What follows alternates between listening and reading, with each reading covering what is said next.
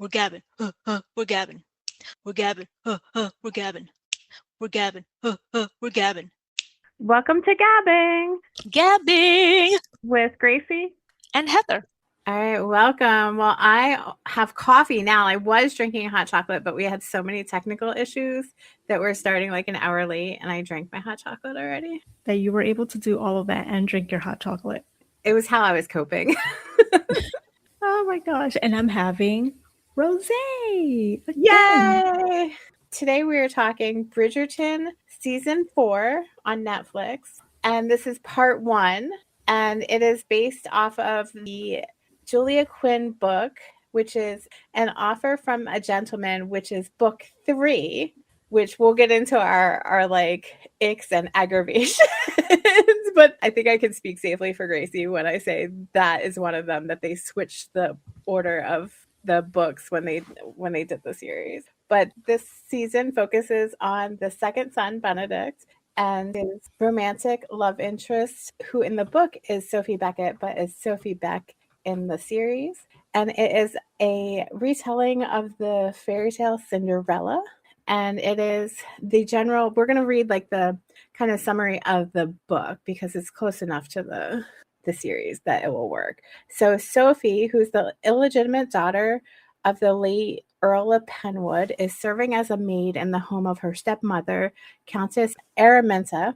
And there are 2 stepsisters, Rosamond and Posy. Sophie had been raised as the Earl's ward and educated until he died when she was 14. In his will, he stipulated that Araminta would receive triple inheritance if she sheltered Sophie until the age of 20. Araminta resentfully did so, making Sophie an unpaid maid. And I'm not going to get into the rest because that gets into like dates and the timeline's kind of all like breaking my brain this season because it doesn't match up with the book. It's been very stressful. Difficult's a good way to put it. I was so like stressed out. I was literally like wringing my hands and like screaming and holding my head at points. What was the part for you? Oh, that's a good question. I'll say while watching and then afterwards with people's reactions. While watching, the most stressful part for me was the whole scene, aggravating / stressful, was the scene where in the book, Benedict stops 3 men from essaying Sophie, and they switched it up in the TV show, which that didn't necessarily bother me, but it messed up the whole flow and timeline. Not really, well, not the timeline, but it messed up the flow because in the book, she is the one that's being harassed by the men throughout the evening. So she decides that she's going to pack her stuff and she's going to leave. So she packs up everything that's meaningful to her, like her pendant and her glove and her clothes and stuff. And so she has her bag with her when she's going to leave. And that's when the men corner her outside and Benedict has to kind of come to her rescue. And so then he tells her that he will take her back to London and find her a job. So she has her bag there with her. When they made this show, they had it where she was protecting one of her fellow maids. Hazel, is that her name? Yes. Okay. And we forgot, we got to get into who's in this season. So like they made it so she was like, Sophie was the one rescuing Hazel, and then Benedict came and like tried to protect Sophie from the repercussions of that. And so then she leaves with him and everything, but she doesn't have her bag. She just like leaves. And that I literally like sat on the couch with my hands on my head and screamed. I was like, where is the glove? Where is the glove? I noticed it, but that actually didn't drive me crazy. Well, and then it all like it flowed into the whole like my cottage parts because she didn't have any of her stuff. That's why they did it intentionally. I mean, I wanted to reread the book as if I was going to be able to reread it in a week just to see the similarities. I know you're going to remember, but it did rain as they were getting to my cottage. Yes, it did get wet. So the backstory with the book was that he had been just getting over a really bad illness of like the flu or something like that. I don't think they specifically said what the illness. And he had gone to this party, and meanwhile, it's supposed to be 2 years later after the ball. That's another. Okay, that bothered me a little bit, but the timeline. Oh, I just remembered how important Sophie was with Penelope and Colin's story and how she didn't exist in the show at the time. Anyway, read the books, everybody, if you haven't. So he was like just recovering. So then after they leave to go to London, it starts to rain. And then like his illness, he starts to feel really bad.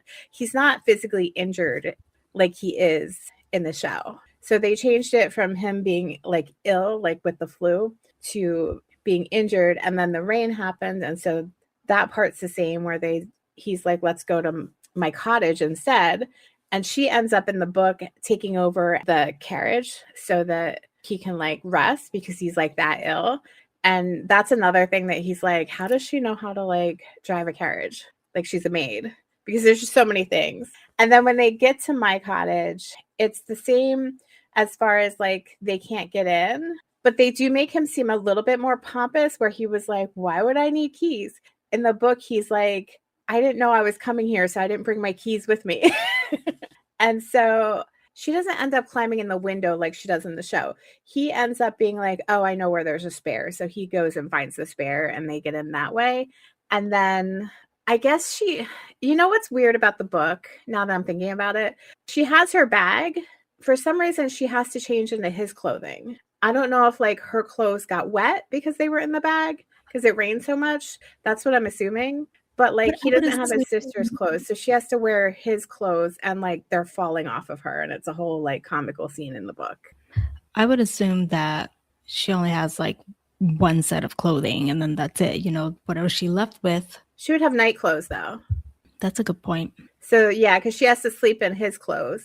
And then when the Crabtrees, when they come back in the morning, she's in his clothes and his pants are falling off of her and everything, and it causes like some funny scene. I forgot about that, of course. Because I'm assuming then I think she gets clothes, so like either her clothes dry or Mrs. Crabtree gets her clothes or something like that. Because it's just that first night she's in his clothing. Okay. So it's similar, but there's a lot of little differences. But the whole like her not having her bag, because that also kind of breaks with the whole Cinderella story, because like instead of the shoe, she has the glove. And so like I still stand by, and I said this to you before, that maybe Hazel might have brought some of her stuff over. Oh yeah, that hopefully that's the case. Because yeah, Hazel doesn't exist in the book. No, she doesn't. And everyone, let's just quickly introduce the new characters, which I'm going to throw in someone who was in last season, but I just feel like I need to say his name just in case. But Daniel Francis as Lord Marcus Anderson, Yeren Ha as Sophie Baek, Katie Leung of the Harry Potter world as Lady Araminta Gunn, Michelle Mao as Rosamund Lee, Isabella Wei as Posey Lee, Geraldine Alexander as Mrs. Wilson, Ollie Higginson as Footman John, Gracie McGonigal as Hazel, Fiona Marr as Irma, David Morst as Alfie, Esh Aladi as Hatch, and Sophie Lamond as Celia. And I failed to mention Mr. and Mrs. Crabtree. How dare you? I know. How dare I? I need to... While you're looking them up, I just want to point out, because I forgot to make a note about this, but I think it's important. When they changed the names, like they changed Sophie's name from Sophie Beckett to Sophie Baek, and then the Araminta and her kids, they were Gunningworth, and they changed it. Well, they changed Araminta to Gunn, but they made Rosamund and Posey Lee. Those names were specifically chosen because Beck is Korean, so they wanted to identify Sophie as Korean, and Lee is Chinese, so they wanted to identify the stepmother and stepsisters as Chinese. Okay, I had no idea. I do recall the girls, Hyacinth and Eloise, saying that she knows Korean also. I noticed it in the second viewing, and I was like, oh, she's Korean. Okay, cool. Yeah, I made note of that too, because they said she knows Latin, French, and Korean. That's right. And quickly, so we can continue, Susan Brown plays Mrs. Crabtree and Billy Boyle as Mr. Crabtree. And special shout out to Alfie for being the biggest hype man ever. I really loved him as an addition. I know we're talking about things that kind of like stress us out and stuff, but I feel like was a really good addition. He was not in the book, as like a specific character. Like she did have like her fellow staff that helped her go to the ball, but I really liked that he was like 1000% her hype guy. Just go through the door. Just go through the door. Tell him he's looking for you. Yes. Like, we all need an Alfie. And it's just nice to see a guy doing that. Yeah. I have to say, instead of, a girl. Yeah. Well, you talked about your frustrating moment. Yeah. I'm going to talk about my frustrating storyline. Oh, tell me. Francesca and John Sterling. Yeah, I don't know why they're doing this again. What do you mean by again? I feel like this is like, it's different, but it's giving me Daphne vibes. Even the mom was like, Lady B was like, oh, I really let your sister down in this respect. And she continues to. Oh, so bad. Like, she is usually on point about everything. Like, she is like, I call her the like MV marketing PR person for the Bridgerton family. And like, she is so on point about so many things. She can't deal with sex, not even with her own personal life. Yeah, she even says, I can't talk to you about it, and you're the person I want touching me. She says that to Lord Henderson. So I was really happy that Francesca went to Penelope. Yes. However, I am disappointed, frustrated, not stressed out, super annoyed that they're making this relationship seem sexless. It's just... And that wasn't the case. As I recall reading the book, there was no shyness to this extreme for Francesca. That she is in bed with her husband, fully clothed still. And it's going to be soon a year, in like a few months or whatever. That makes zero sense to me. Yeah, there was no indication. I mean, the book is very different in that like it's like past scenes in the book. But like there's no indication that there was anything wrong with their sexual part of their life or like their communication or anything. In the book, John is like almost on a pedestal. Yeah. But maybe that's because it's looking back after the fact too. I don't like it. I think I'm giving them too much credit. I don't know. I think that they're killing the storyline, and I'm not a fan that they changed Michael to Michaela. I find Michaela grating, and I don't know if it's because she's not a he. I have to admit, I'm getting Ginny vibes. For me, I don't think it's because they changed the gender. I think she's just very grating, and I don't see the purpose of her at this point. Like, well, we know what's gonna happen, but like, I don't know. It doesn't seem like they're doing it correctly. To me, in the book series, that Michael was around a lot. Like they were like the Three Musketeers. Yes, but from my understanding, from what I remember, there wasn't this immediate attraction to Michael on Francesca's end. No. So it was more friendship. They're doing this all wrong. She has this immediate attraction to Michaela, showing like she doesn't care about John.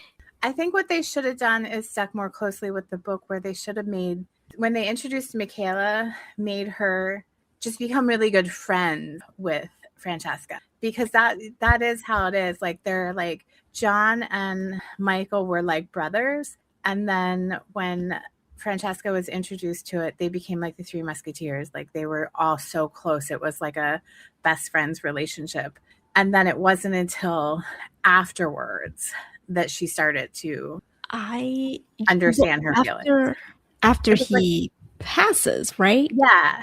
And then 5 years later is when their storyline actually starts, because she like, from what I remember of the book, she like after he passes and what happens to her happens. I don't know if we want to give that spoiler yet just in case they're going to, but after the other tragedy happens, like Michael pieces out for 5 years. And that's when he leaves and she loses him and has to grieve that loss of losing her best friend as well. Like that, I think that's when she starts to realize her feelings for him. That was like what I got from the book. That's what I got too. And that's why I wanted to bring it up, because I know that I don't remember things as well as you do, or ever. So for her to have this attraction to Michaela right away, it's ruining what she had with John. Exactly. Yeah. And it's pissing me off because because it was so pure and beautiful. John. Yes.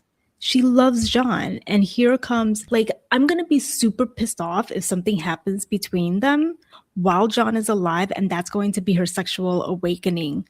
Oh, yeah, that actually would really piss me off, too. That would set me off big time.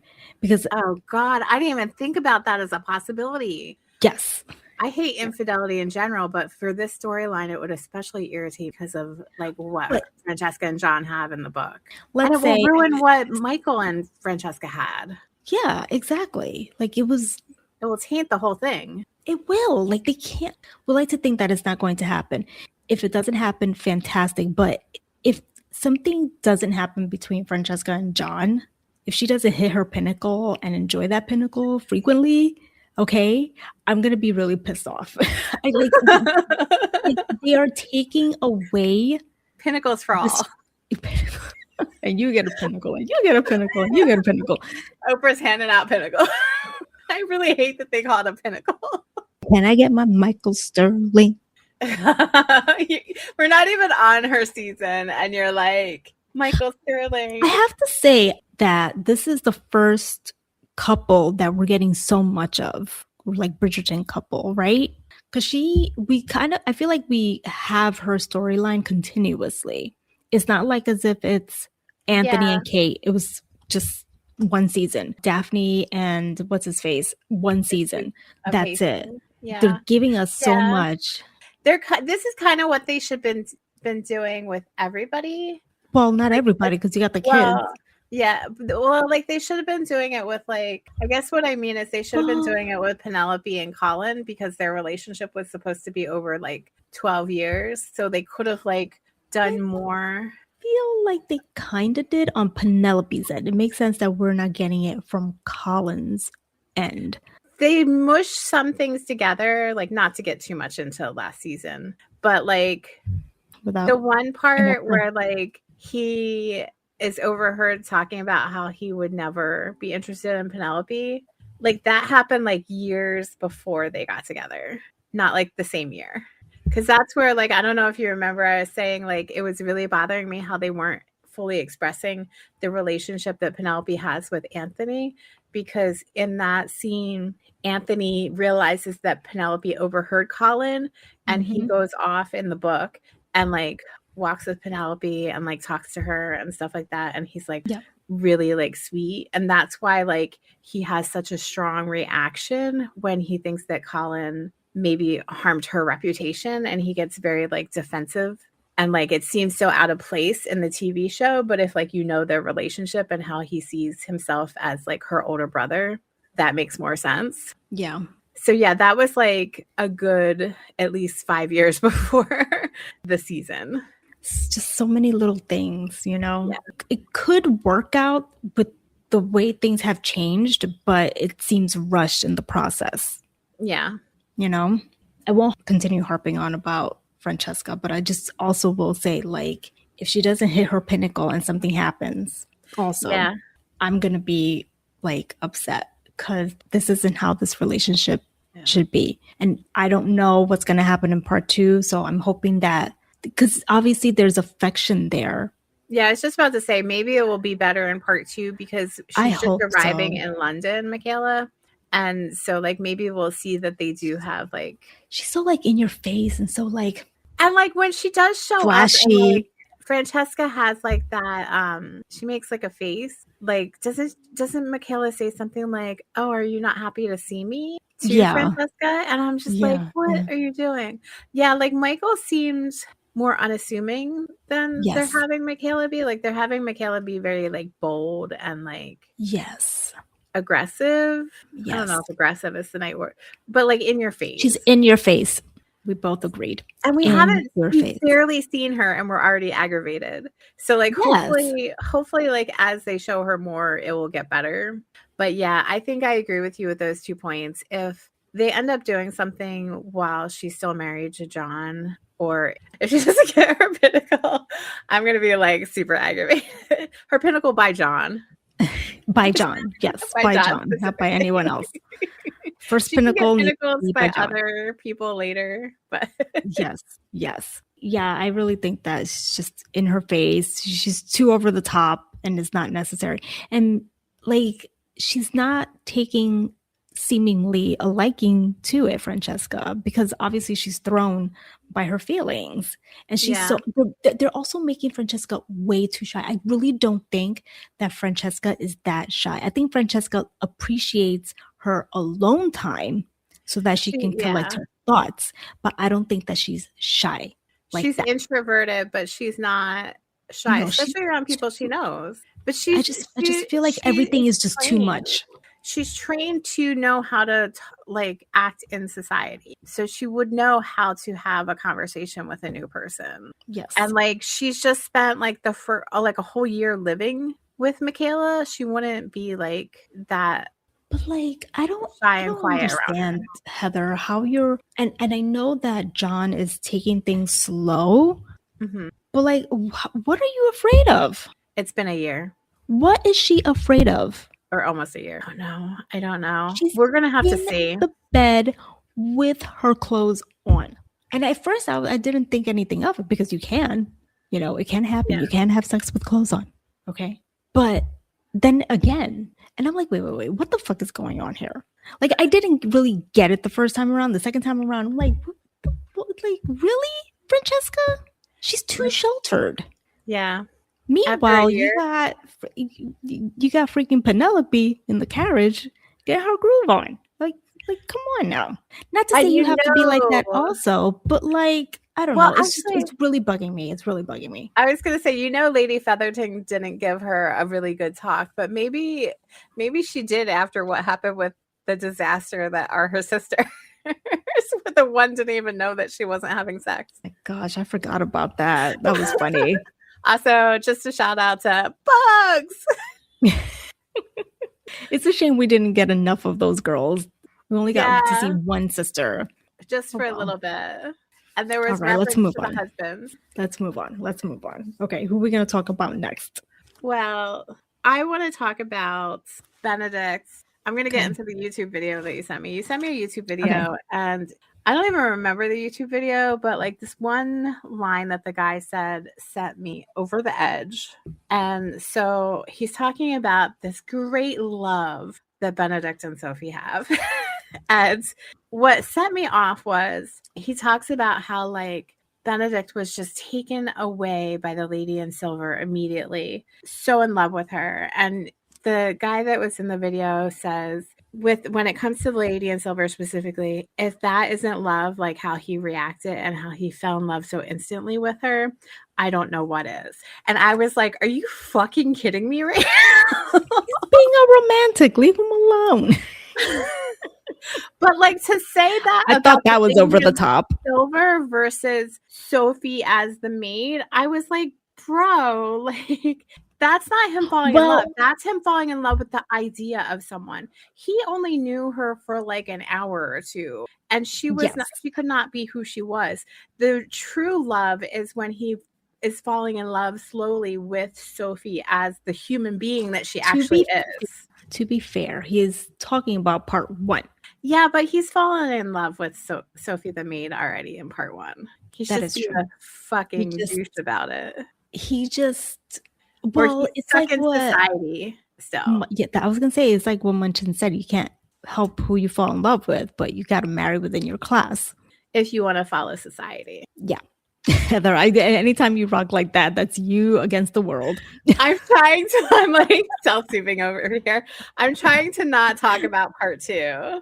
No, we can't talk part two. I mean, we're being really, really mischievous by talking about part one without our counterparts. So, oh yeah, we couldn't wait. I don't know if anybody's caught that. We usually talk about Bridgerton with Takara and Lucy, and we were like, nope, we're just meeting so that we could talk about it because we can't wait. we could figure out a date for another time. Yeah, we can still meet with them and talk about it. Part three. Talk about the overall season with them. Yes. We better start scheduling that now.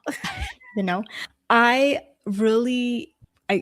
thought, oh, it was so sweet that he said that in the YouTube video, but also I was like, okay, that's being like Miss Romantic over here. I was like, that's a little bit too much. Like, take a chill pill, dude. But I thought it was I thought it was a good video. Now I can't remember. I just watched it, but there was something that like I wanted to talk about. Of course, can't remember. I actually saw like a theory. Okay, talk to me about the theory. We'll get back to Benedict. Okay.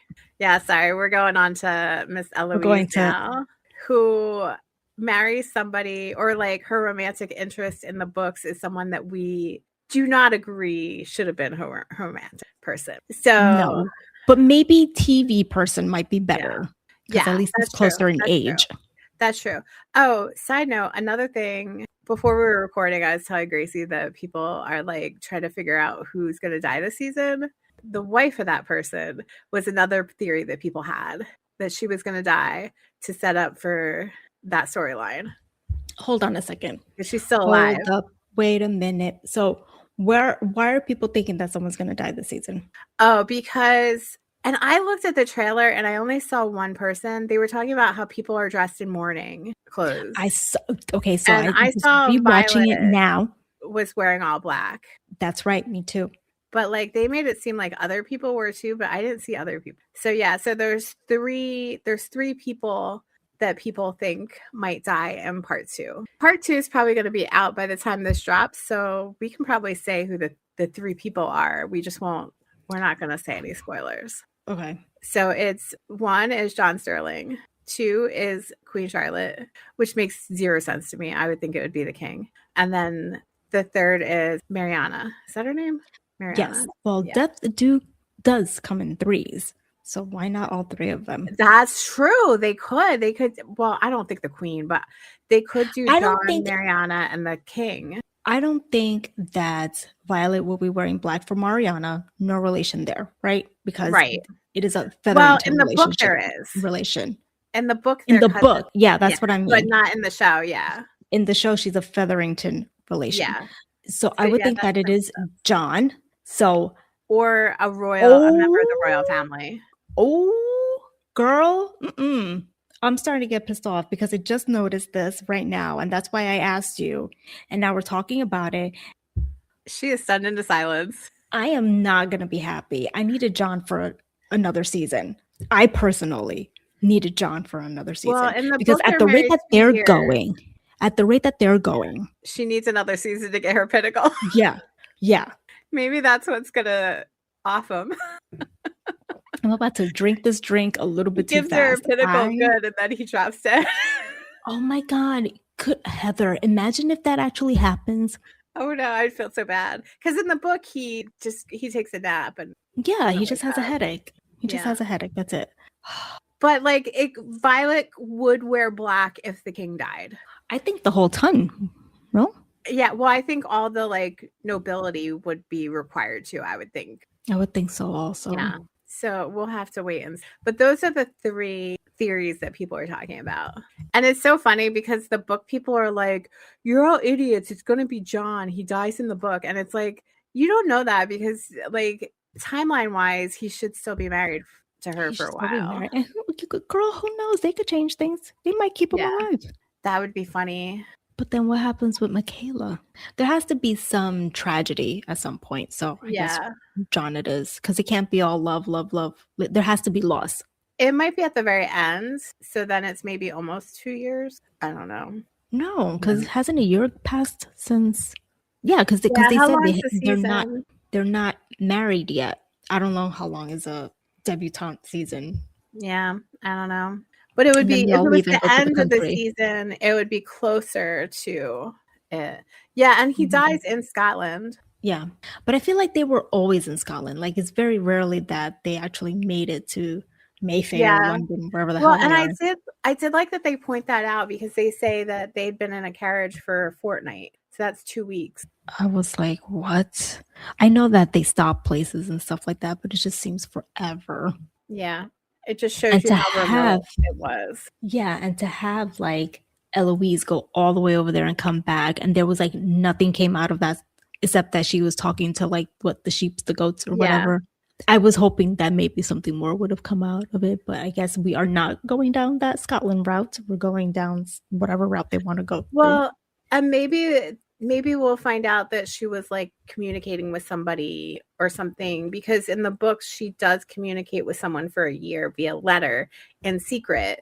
because that's the whole thing where like Penelope and her are beefing, and Penelope's has the secret of that she's Lady Whistledown, and Eloise has the secret that she's been secretly writing with this dude for a year, and they're both like, oh, we're both like jerks for and bad friends for not telling each other.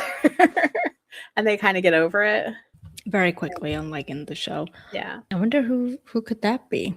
Who could what be? Then they'd have to bring in, I mean, for Eloise, they'd have to bring in a brand new spanking character. Or well, so here's the thing. Somebody had a theory that they could do like a triangle of men. They could have the person who she is romantically linked to in the book.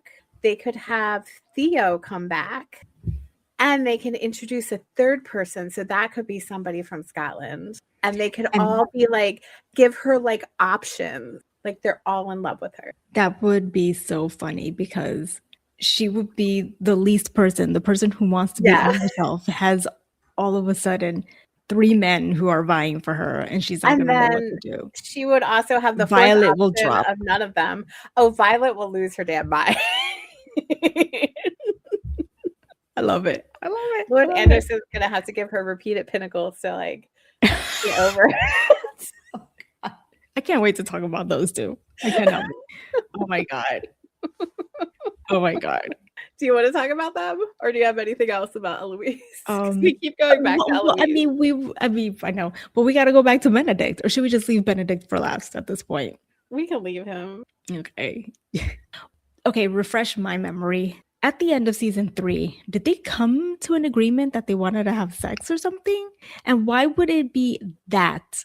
Like, why isn't it that they want to have a meaningful, I keep saying, like, they can have sex if that's all they want to do. But I thought that they enjoyed each other's company, that they probably would have wanted to present themselves as a couple. I got the feeling that cannot be done. She wanted to explore her relationship with him before making it public because of her children and her family, and that it seemed like it was a little unseemly for her to be like trying to get into a relationship publicly when she's trying to like marry her kids off and stuff like that. So I think it was like more like a societal thing, and like making sure that her kids didn't have like a weird reaction. There wasn't an agreement at the end of season 3. I think they just both like realized they really liked each other and they wanted to spend more time together. And last season was more about like she was realizing that her garden wanted to come to bloom. And there were so many like garden references in the season that I was like cracking up. Oh my God, yes. Like at one point, Lord Anderson says something about what a beautiful garden it is, or something like that that they're walking through, and she almost garden party or whatever. I just couldn't with them. I just couldn't. I thought they were so cute, and I thought it was so cute that he was so patient with her, like Sterling, just so patient. Yeah. Oh my gosh, like mother, like daughter. And I loved that like Mrs. Wilson was like all into it. Like she's like, I'm gonna help you get this tea going. Yes. And then she's like, everybody likes to drink tea. And Mrs. Wilson, do tell us about your personal life. I want to know. Yeah. I loved the downstairs, like that they brought more of the downstairs in. I mean, it's all because of Sophie, right? But I hope they continue to some extent to. I think they will. I mean, people love John. Yeah, before it was really just Varley who we really got to know as far as like the staff. Yeah, you're right. The others were just kind of there. Mm-hmm. There's so many characters. It's kind of hard to manage. But if they could do a little here and there, it should be okay. Yeah. Yeah. I thought I saw that Footman John was interested in Hazel. Like he's like one point gave her a look like she was like this amazing person. And I was like, wow. A flirt. I mean, I would like that. But remember when he's introduced to Sophie, he was like flirty with her. And then the other woman who I'm blanking on her name was like, oh my gosh, somebody. Oh, Celia. Okay. So Celia was like somebody that's like immune to your like charm. I agree. But I think that he is super impressed with Hazel. Okay. I mean, she's impressive. She is. So let's see if something comes of it, or I'm just looking into things that I don't think I should be.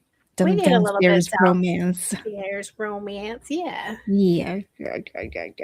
And I love his smile, Marcus's smile.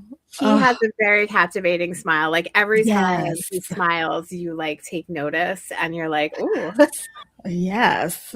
He seems like he's younger than her. So just a little bit, maybe a few years or something. I'm like, all right, girl, get it. I don't know. Like we should never try to guess age. I'm trying to remember because I know. We're bad with age. Lady Danbury is older than Violet because she had a thing with Violet's dad. Yeah. But he is her younger brother. And it was like a big age difference. I think. Yeah, I want to say like 8 to 10 years, maybe age difference. I think she was a teenager when he was still young. Yeah, so he might be younger because I want to say that like my guess would be that Lady Danbury is like maybe 5 or 6 years older than Violet. Yeah, because like Violet was a teenager, like a young teenager. And Lady Danbury was quite young. She was probably like late teens, early 20s when she was having the affair with Violet's dad. Okay. That would be my guess. I could be way wrong. Okay. Well, I think that there's a bit of an age difference there, but... Yeah. So he's like probably at least a few years younger than her. Get your man. Just and she had nice underclothing. I was like, you go, Violet. And she looks so different with her hair loose. I had to a double take. Like, wait a second. Is that really her with her hair that long? She looks so different. She got it. All right. I like that they addressed like, I like that they addressed, how she was feeling about her body after having so many kids and everything. It seems so genuine. It's a genuine concern, I think, for a lot of people. Like, as we get older, our bodies change. And then after you have a kid, for some people, it's like, oh, I know for me, I'm looking at it differently because it is different. Yeah, absolutely. Good for her. And he was looking fine when he took his shirt off. I was like, what you doing? Like, you got the body of like somebody that labors. Like, you're like a lord. You shouldn't look like that. It's so funny because when Benedict had his shirt off, I'm like, I wonder if they all, kind of looked like that back in the day. Of course not. No, of not course at all. Not. They didn't do anything, like you said. Yeah. Please. And I don't think anybody were married. Yeah. I don't think they knew what exercise was. Yeah, they weren't going for jogs. They might do like fencing or something. Oh, okay. That's which that is like athletic and horseback riding. Exactly. But that's it. But they wouldn't have an 8-pack. Girl. They're not over there doing crunches as far as I know. Benedict. Okay, so I will say online the non-book people are like trashing Benedict, and I'm here for it to a certain extent, but like also like the book people are intervening and being like, no, you don't understand, he's so much worse in the book.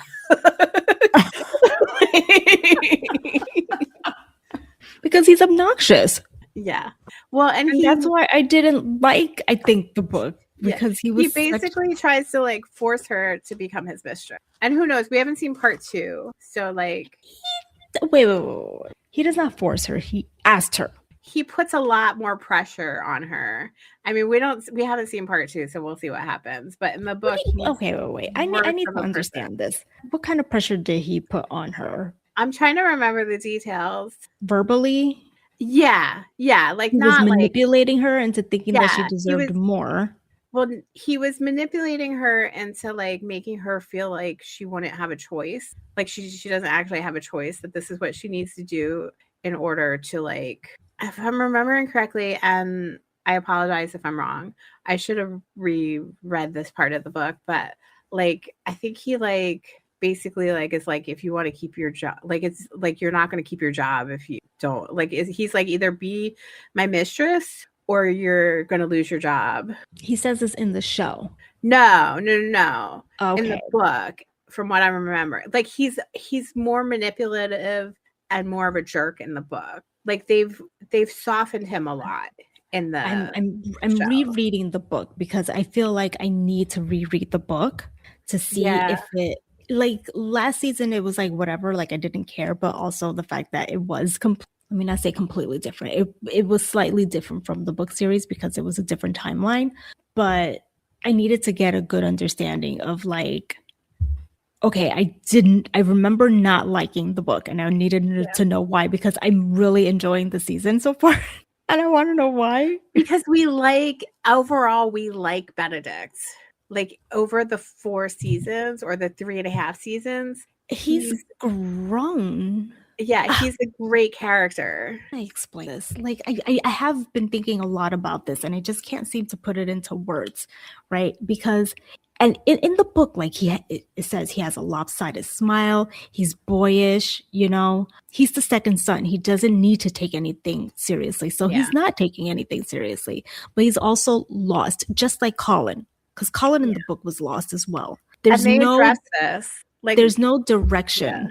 Mrs. Crabtree addresses that, which I thought was she does. Does she do that in the book? I feel like it's more from what I'm remembering, and I need to reread the book more thoroughly before the next part. In the book, from what I remember, it's more Sophie addresses it with him. The book series is romance. The topic is romance. How you get there, whatever. It's with a very female focus. Yes, viewpoint. Avon is Avon books, and I'm not trying to dismiss it at all. There's more depth in the series than, in my opinion, than in the books. We are developing these characters to make them more relatable. Now Shonda and her people. I'll agree with the relatability and like with the depth, yes, in certain ways. In other ways, the book obviously can get more in depth with it because it's a book. Right. But yeah. But that wasn't the goal of the author.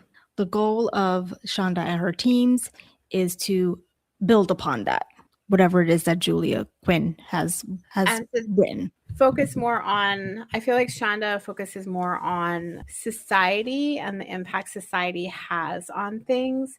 And that's what I'm really looking forward to part 2 about, because in this book, it specifically does focus on society and like the need to break from society and who can break from society and who can't, and like yada yada yada. I'm not going to say anything more because we haven't seen the second part, but I feel like it's going to be even more so in the show because she tends to focus more on that anyway. Now that you're saying that, overall Benedict's storyline is the best storyline because it is the only one that focuses on class and societal rules. And like him stepping away from that, like you saw that with him and his like blonde lady, I forget her name, and like the different men that he's romantically linked to or sexually linked to, and like him focusing on art and being a free spirit. And why can he be a rake and still be like the diamond of the season or whatever the queen is calling him? Because he's a Bridgerton. That's right. Because they're not even like, I was trying to look up to see like, oh, is an earl a higher or lower nobility ranking compared to a viscount like the Bridgertons are? Just because I was like curious. Like I was like, it doesn't matter because Sophie's illegitimate, so she can't claim that anyway.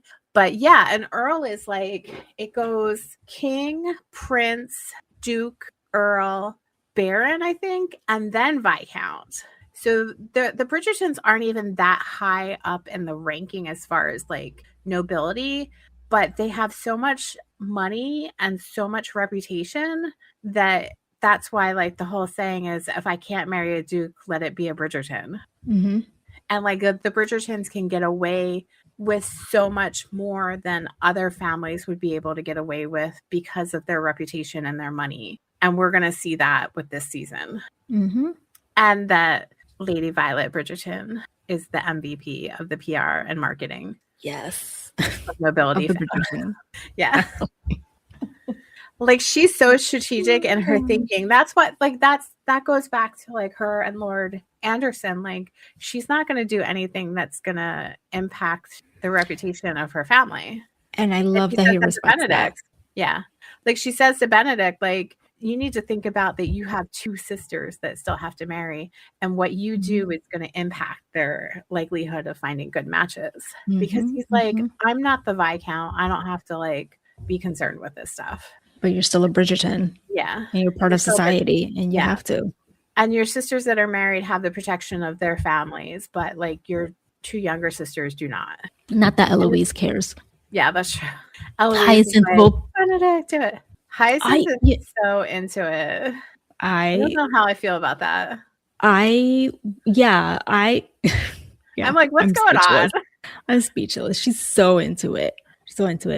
Eloise and Benedict being the second daughter, second son, and their little clubhouse. Like, I felt bad for Eloise when he was so focused on finding the lady in silver and wanting to marry her. And she's just like, what the fuck?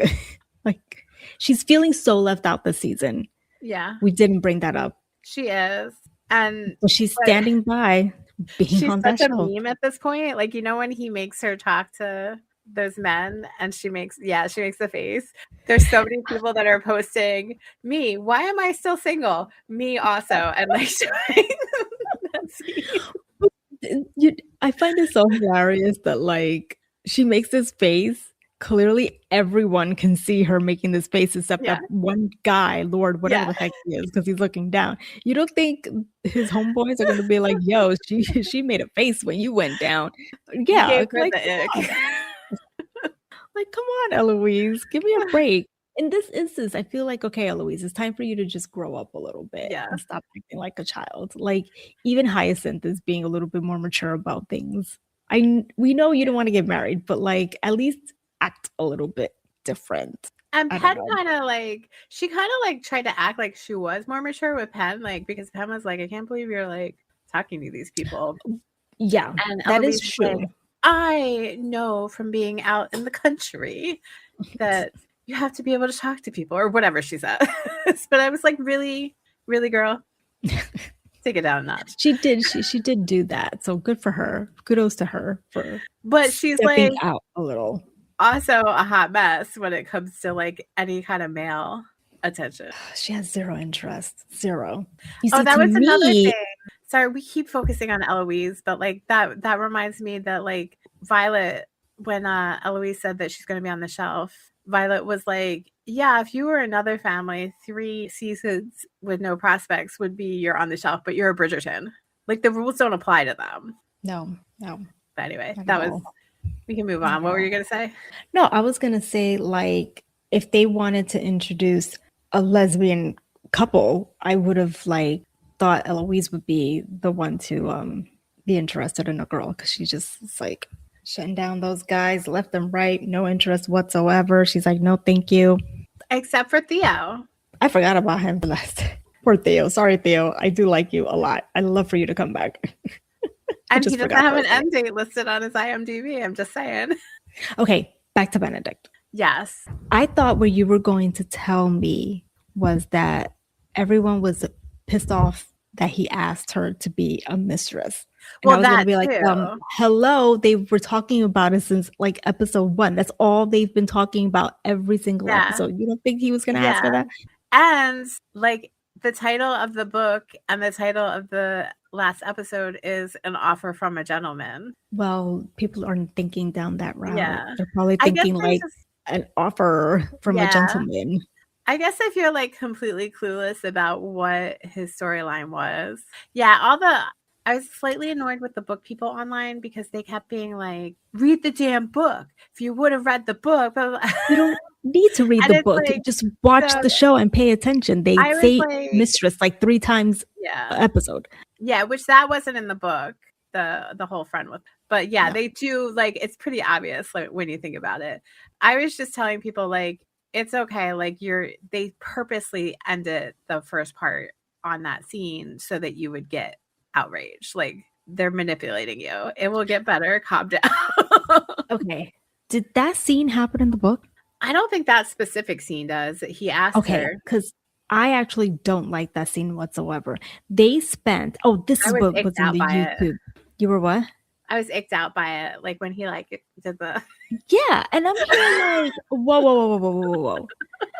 whoa. Because I actually appreciated up until that point that all they did was kiss and nothing more. Respectful, like apologize. Yeah.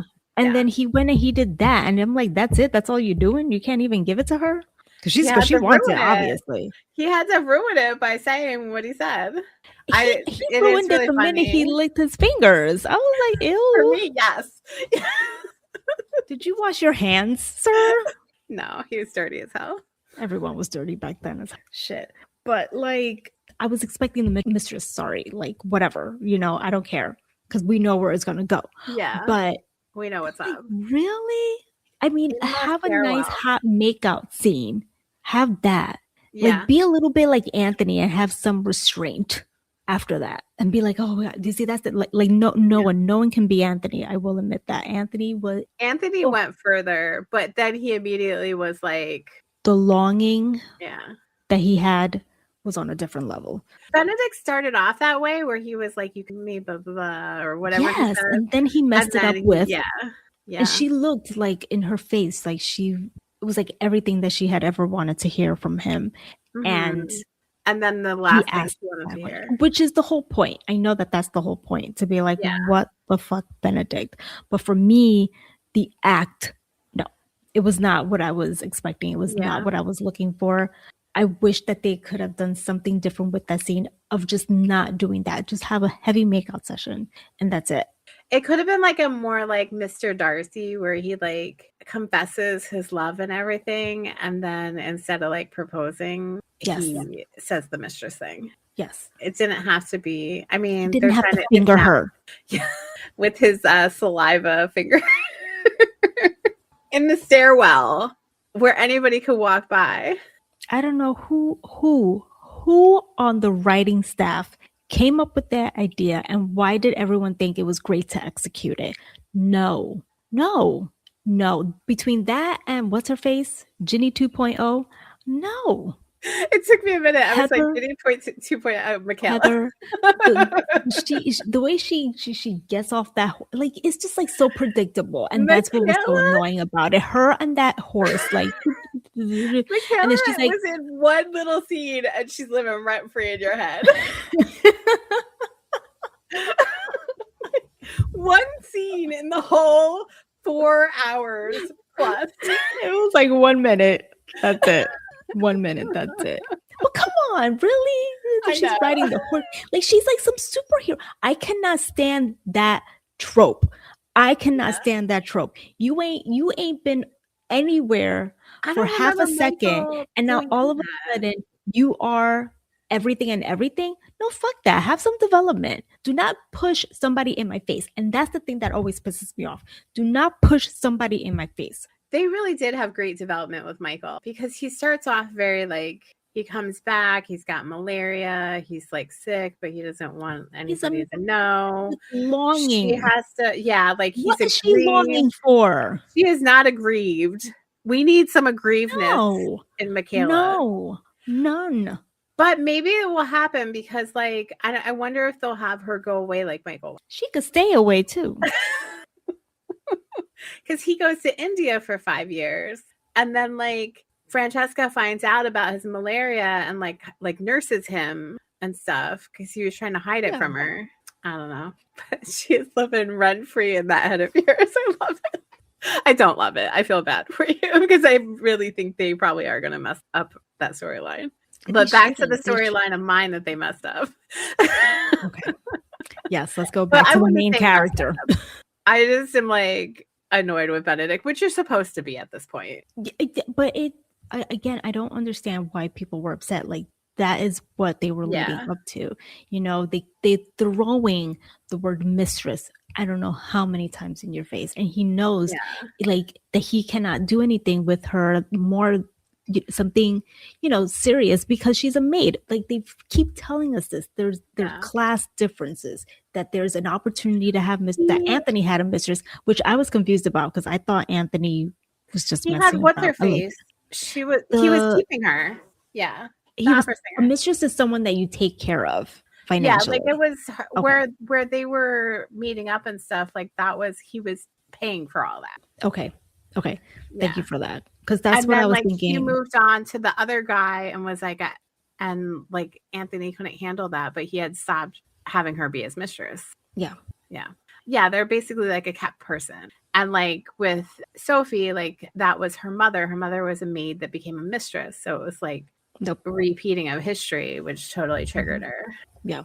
But like overall, like Julia Quinn has these male characters that do something aggravating and screw up in some way, and then they have to like redeem themselves and make up for it with the women. So like this situation is he asked her to be the mistress. Colin talked shit about Penelope to a bunch of guys and she overheard. Like Daphne, the Duke was a hot mess. The Duke was a hot mess. The Duke was a hot mess.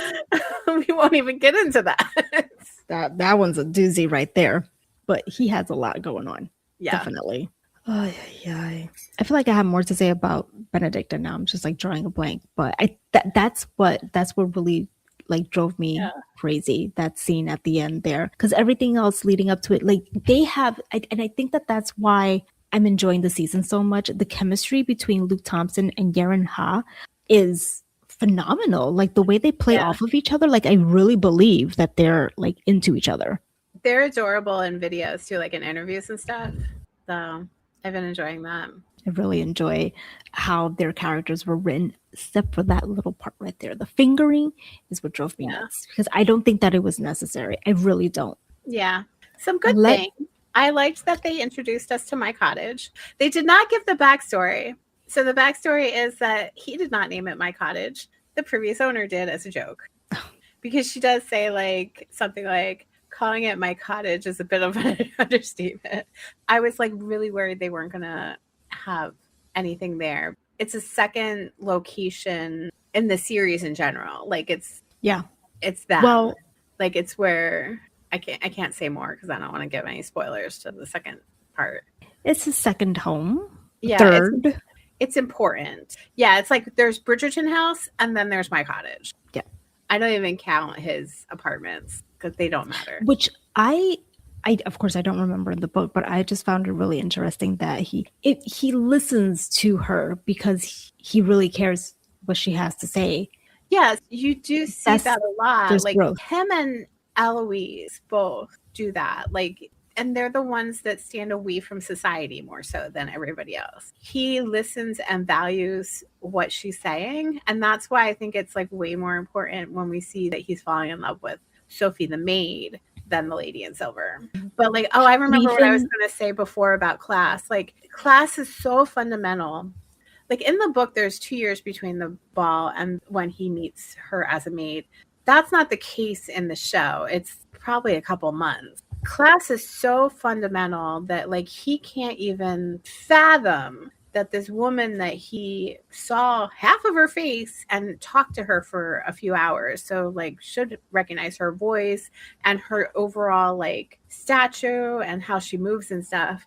When he meets her again and spends so much time with her, he can't even fathom that might be the same person. Like, I think he does say something like, have I met you before? Yeah. But like his brain can't even fathom that might be person that he interacted with at a ball. Yeah. And like when they're looking too, like they, like everything is like, they can't fathom the idea that somebody that isn't in the ton would be attending the ball. Like when they go to, Violet has like all the miniatures of all the young ladies in attendance be gathered. What do you think about, and obviously because of what happened with Penelope and Colin, the whole timeline of everything is screwed up, but what do you think about the lack of 2 years going by and how that might affect the season? The relationship, to me, it seems like it goes to show how much she impacted him that 2 years later, he's still kind of thinking about her, even though he might not be searching for her. And that's like, the sad part I feel like that we're missing out on. Yeah. In the books, out of the city, those holes, where that's not the case in the show, because that whole scene where like Araminta figures out that, well, that's a whole thing. Like in the book, he goes directly to his mother, where like he doesn't like go to like Eloise and Penelope and everything first. Like he goes immediately to his mother, shows her the glove. She says, oh, you need to go to the Penwoods. He goes to the Penwoods, meets with the sisters. And then that's when Araminta realizes that it was Sophie and fires her. And then Sophie steals the buckles and goes to sell them and goes to the country, where like months go by before any of that happens. Like the whole time I was watching the season, my brain was so like stressed out and like confused about the timeline, because even like people were like complaining online about like their age gap, and I was like, well, there's not really that much of an age gap in the book. Like there's like maybe like a 7-year age gap, but like I was trying to figure it out in the show, and I was like, I have no idea what's going on at this point. I was like, I have no idea how old Sophie's supposed to be. I have no idea how old Benedict's supposed to be. Like my brain cannot handle But the good thing is that there's people out there on the internet doing all the work for you. So you can do a search and that's it. I wasn't even getting into it. I was just like, even now, like my brain is feeling mushy just thinking about it. Yeah. So, but to answer your question, yeah, I think like the 2 years does make a big difference, because first of all, it explains him not recognizing her more. Because 2 years, you can forget what somebody looks like and what they sound like and things like that. And if it's me, 1 week. And they're like totally different people at that point. If 2 years different experiences. Yeah. Completely different experiences. Yeah. I'm still bitter that she wasn't in Penelope's storyline. Maybe she'll be useful in other ways to Penelope. She could still be in Eloise's. She just like her and Kate become like the wise women, the wise wives.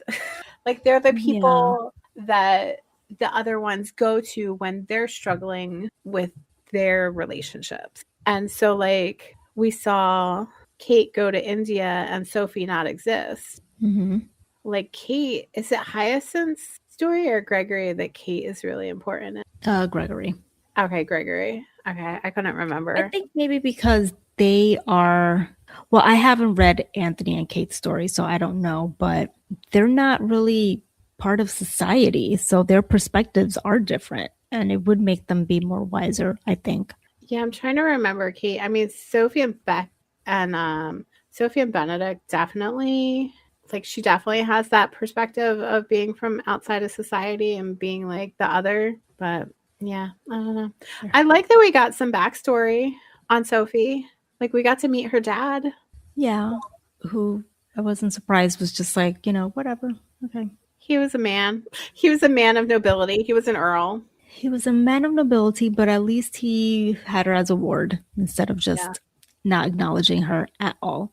Yeah. I wonder if that meant, no. You see, now my brain is thinking. Araminta dirty. Oh, yeah. Like he did Araminta real dirty by not telling her ahead of time. But she shouldn't have taken it out on her.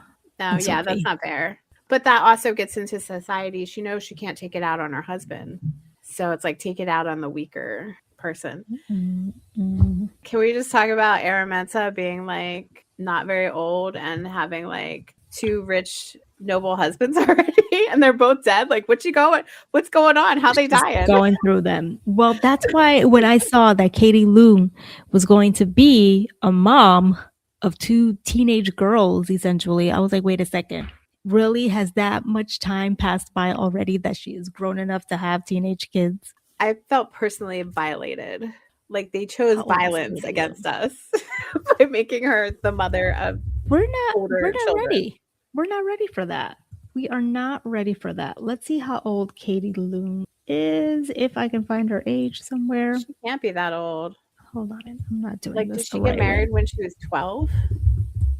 Well, again, this is, that era where they're like, she's 38 years old in real life. I guess if she had children when she was 17, 18. Yeah.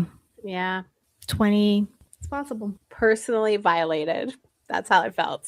She looks mature. I'm not going to say she looks old. She looks mature for her age. But and they definitely they gave her like an air of like a mom, like a forceful mom. Like she definitely like played the role. Like she did a really good job being like the evil stepmother. Mm-hmm, mm-hmm. Definitely. I'm so interested to see what happens with them living next door and Barley being their new housekeeper. They're definitely not a liked family, because Violet, when Benedict says that it wasn't Rosamond, Violet's like, oh, good. Like, I don't really like that family.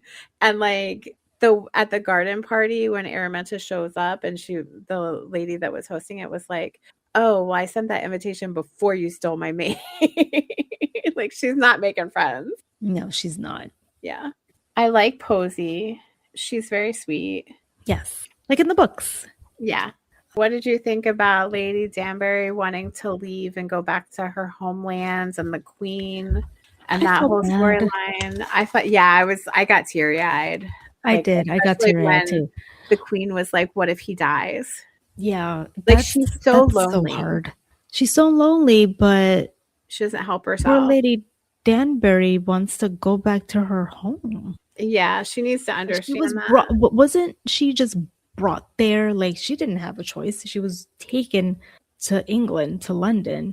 She said she hadn't been to her homeland since she was 4 years old.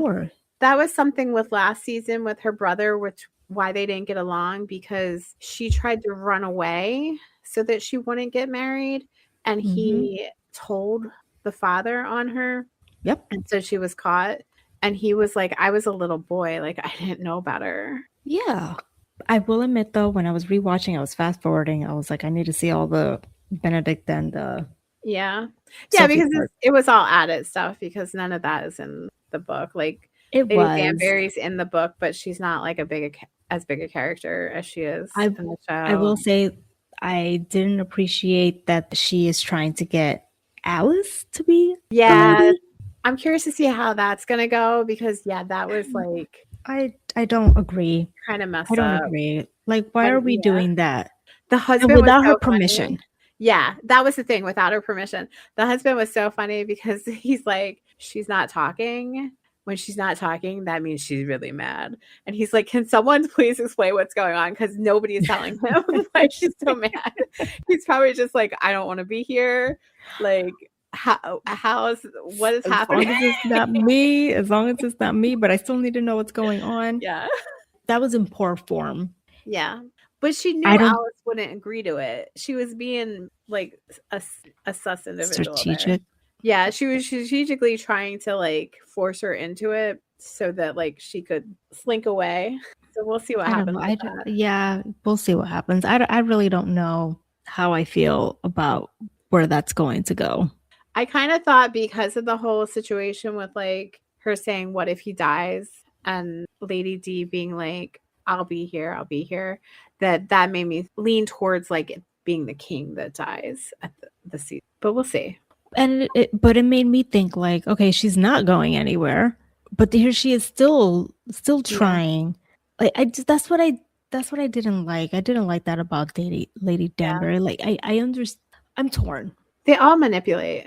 Yes. You're right. They all manipulate to get what they want. Oh, I don't like it. What did you think about, because this is such a big difference from the book, what did you think about Penelope still being Lady Whistledown with people knowing that she was Lady Whistledown? I don't understand how I was like, what's happening? Keep that going. I don't know how they're going to keep that going. I mean, they're creatives. They'll figure it out, I guess, and then hopefully we'll be happily surprised. It came up a lot. Like the Queen was all about her telling her what Whistledown was going to say. They had the sense. People like standing out, waiting in line to see Penelope with like gifts and stuff. Mm-hmm. Yeah. I was like, all y'all need to get a life. Maybe because it's new, maybe the next season they'll just be like, oh, okay, whatever. They'll want the gossip, but they won't be so in your face about it. I think that's what I was like, why I was like extra shocked last season that they made it Penelope and Collins won, and that they did like go ahead and out her as Whistledown, because I was like, why are they doing this so early? Yeah, I still don't get it. It's the third season. Yeah, because if any of the listeners haven't read the books, Penelope does get outed as Whistledown at the end of her book, and we never hear about Whistledown again. Like Whistledown is dead. Like she helps Colin with his writing. I think she does her own writing. Like Whistledown is just gone. Yeah. And we don't really see Colin that much this season, and it would be nice to see him and his, trying to venture into writing books and stuff. Yeah, because he does, like, that becomes his thing. Like, he's the writer. Benedict's the artist. Mm-hmm. Anthony's the Viscount. Yeah, I was like... Gregory is just Gregory. Yeah. I don't remember what Gregory is, but... I don't think they go into, like... He doesn't have, like, a passion like that. Hyacinth is like the detective. Yes.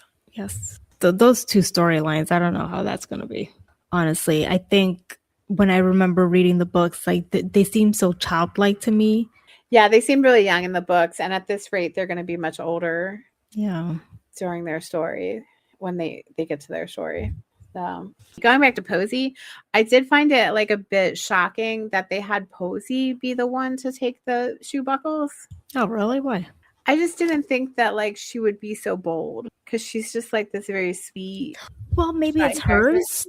No, it's the mother's. It's the shoe buckles from the silver shoes. I didn't notice that. Oh yeah, gosh, so I gotta go back and look. Yeah, in the book, Sophie steals them, but in the show, Posey gifts them to her. Okay, I had no idea. I can't remember in the book if they're fake or not, like they are in the show. I thought that on the show, the guy was just trying to rip her off, give her less than what it was actually worth. He could have been, because he's probably like, oh, this lady doesn't know. You could fool me. I don't know. I wrote Eloise is thirsty for Sophie, which that was like what I was saying before, how like Eloise and Benedict listen to Sophie, and like because they're kind of like removed from society a little bit more. Like it was, that was just really cute when like her and Hyacinth are going back and forth, and Sophie like speaks up about the book about the ballerina, and like Eloise like locks in and is like, "Wait, you've read it? What are you reading now? Can we exchange books?" And then she starts going off at tea about like how remarkable Sophie is, and Lady Violet is like, I need to have tea with this young lady. Yeah, they love her. Which I really love that tea, because I feel like that's setting us up nicely for part 2, because from what I remember of the book, Violet does her Violet thing. That's all I'm going to say. Okay. I don't know if I don't remember. So okay. I think like Violet gives wisdom. And actually we do see that a little bit in the trailer. So I think they are going that route. We'll see. Just the tub scene in the trailer that I still feel like it's not the tub scene that's in the book. We'll find out. Because she's wearing her maid uniform, and I'm like, wait a second. Like I whatever. We'll see. She's a maid until like very close to the end of the book. Chapter 23. Yeah, I gotta reread it. But yeah, like they do show like Violet is talking to Benedict and says something like, whatever you decide. Or I think maybe I'm assuming it's Benedict she's talking to. Maybe she's talking to Francesca or Eloise. But she says something about like, whatever you decide, know that it's going to be permanent. So maybe I was making assumptions. I assumed that it would be Benedict because he's in love with a maid. Yeah, and that's I think why I assumed. But like, because she was talking about like society and like being part of society and everything like that. But like, you don't actually see who she's talking to in the trailer, do you? I don't think so.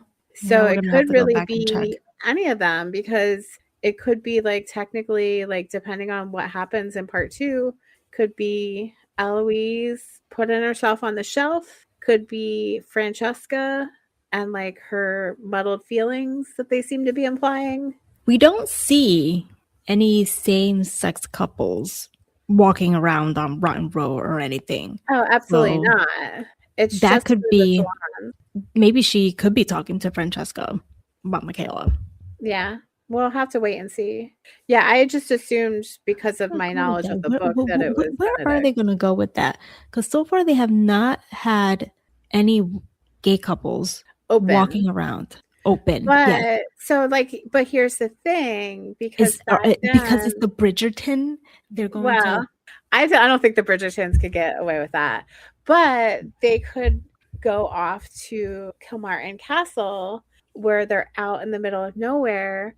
And it would be like their companions. I mean, that's what they did back in the day. Either like you had a companion who was like actually your lover, or you had a lavender marriage where you were married to somebody in name only, and like you did what you had to do. Mm-hmm. Okay, we shall see. So we shall see. But yeah, like that's what would have been done. And then like people might suspect, but nobody's going to say anything because you're not doing it in the open. But yeah, we only see same-sex couples that we're aware of, because they could be walking around and people just assume they're friends. But we only see them in the salons that Benedict is going to. with his little buddy. But I did Yeah. want to say about Sophie and her when Benedict comes to like her rescue. I think they were also trying to show her as someone courageous who is willing to also. Yeah, I agree with that. I just thought like it was so blatant that she didn't have her bag. Like they could have been like, "Go get your bag," or they could have said like, Yeah. "Oh, I'll write to Hazel and have her bring my stuff."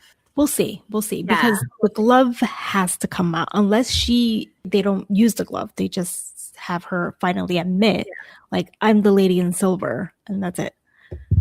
And he believes her. Yeah, we'll see. We'll see what happens. I liked this season so far. The timeline was breaking me, and her not having her bag like broke me during that scene. I was okay. I'll hold your hand. I was okay. Thank you. I need someone to hold my hand. And what broke me was the fingering scene. Ay. Yes, I try to block that. Sophie is too precious in my heart. I mean, she was taking care of herself. Like, she doesn't really need him. But yeah, that's true. I didn't catch that the first time. I caught that the second time. I was like, oh, damn, girl. I caught it. I was like, okay. Like, it's so interesting to me. Like, very much so. Like, you have her who knows what to do versus Francesca who has to know. Because, like, it's stupid that in this world, and it probably did happen, where you're so high in class that they make you completely clueless. You're so sheltered, you don't know what. It makes sense because, like, the staff, like the maids and things, they're like going in and out of bedchambers and things like that. And so they probably see so much that the young lady who are like kept naive and innocent don't get to see. Mm-hmm. And they also see like farm animals and stuff like that like the like debutantes wouldn't necessarily see. But it's like, yeah, it's such a disservice to the women. It is. And to the men in the end, because like if they're not like teaching their wives then what they should be doing, like they're not getting fully satisfied either, or as satisfied as they could be. Exactly. Like there's such a breakdown in communication. They just want to get it on, just get it over with. That's it. Penelope knew because she was a snoop and she was Whistledown, so she had to know everything. Yeah, because we saw that. Wasn't Queen Charlotte was the same, right? And the prequel, like, so. Didn't Lady Davenport have to explain everything to her? I think so. And that's one of the reasons why they became close. Danbury, why am I calling her Davenport? I knew who you were talking about, so don't worry. I knew who you were talking about. I wrote at the end, they're trying to distract us with Lady Bridgerton in bed and Varley joining the stepmom. Like I was like, they're trying to distract us from like the violence they just issued against poor Sophie. Because they like, when you think about it, it seems like that scene is like the last season, but then they show Lady Bridgerton in bed being very satisfied, and then they show Varley opening the door to Araminta and the girls. And I was like, no, don't try to distract us from what violence you just did on my Sophie. And in the book, they don't really... In the book, it seemed like as if Araminta and them, like they're in society, but they're not up there, right? So I'm curious to know, how is it that TV Araminta and family are able to get a house right next door to the Bridgerton? Yeah, I don't know, because it's like hard to know like how much money they have. Yeah, I can't tell. Like she does have the wealth of both of her husbands. So she might have a lot more wealth than we think of. I mean, she's got like over 200 shoes or something like that in the show. So they make her That's seem what like I'm talking about.